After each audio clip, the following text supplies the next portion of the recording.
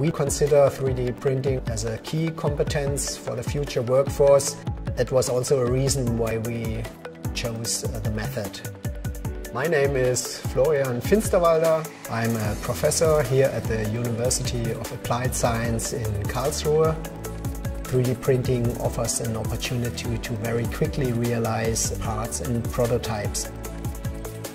From a benefit-cost ratio, MakerBot was offering the best deal. My name is Steven Seiter, I'm 25 years old. I study business science and engineering here at the University of Applied Science in Karlsruhe.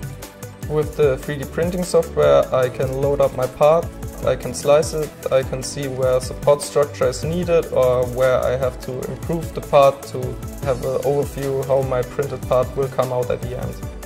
With the method I especially enjoy the material bay, which has a dry function, which is very important for moisture, as well as touchscreen is very delightful, it's easy to use. My project for my master thesis was a door hinge for a vehicle.